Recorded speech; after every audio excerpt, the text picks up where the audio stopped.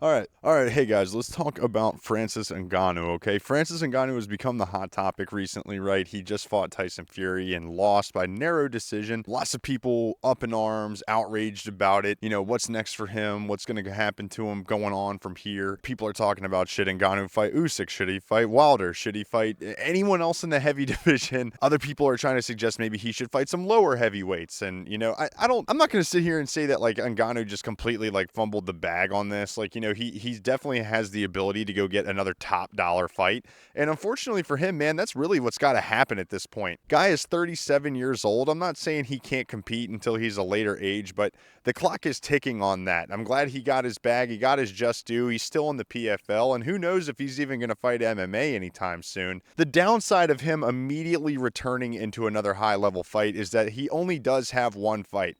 His tape is out there. His style is out there. Is Mike Tyson going to teach him every single time that he fights? I mean, that's yet to be determined, right? Like, this isn't a constant staff thing. This seemed more like, I'm going to get the Avengers together. We're going to train for this one fight, and we're going to go from there, right? So where do you go from here if you're Francis Ngannou? Do you try to take another high-level fight?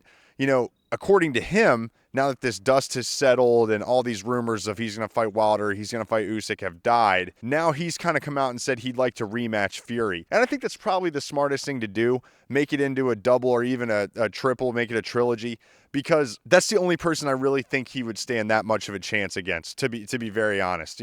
Fury has let boxing go to the wayside. It was very apparent by how not seriously he took the fight with Ngannou. When you look back at it, or when you look really at the future prospects, that is the only option that Ngannou really does have, is to fight Fury again. I don't see him going into a fight with Wilder or a fight with Usyk, and I don't see Usyk taking that fight. Like, truth be told, there's probably just a lot of guys that won't risk taking that fight. But when you look at it now, like fundamentally, like boxing fundamentally, like he would just get outboxed. Commendable effort, very good effort. Is something that surprised everybody in this fight against Fury. He doesn't have the skill set that would beat another very competent fighter. It definitely, now that the cat is out of the bag, now that we know exactly what he has, what he can do, what he can't do, I don't see it going to any other levels beyond that. And so you might as well just get the bag that you can. You're already 37. You made millions of dollars on this first pay-per-view that absolutely flopped because no one bought it. They just watched it after the fact, and then they got on the internet and talked a bunch of crazy nonsense.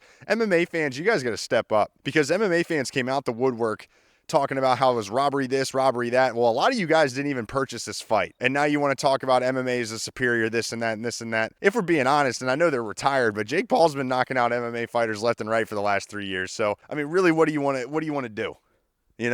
If you want to get behind your boy Ngannou, you probably want to give the networks more reason to book him again, because at this point, the only thing that would sell would be a Fury rematch. No one's gonna pay to see him fight another guy, and another boxer is already gonna have the tape to know exactly how to beat him, including Fury. So I think if there is a rematch, I think Fury probably takes it pretty easily, pretty handedly. And again, I'd love to be proven wrong. We were already proven wrong the first time about how well Ngannou was going to do. So anything could happen. But yeah, that's it.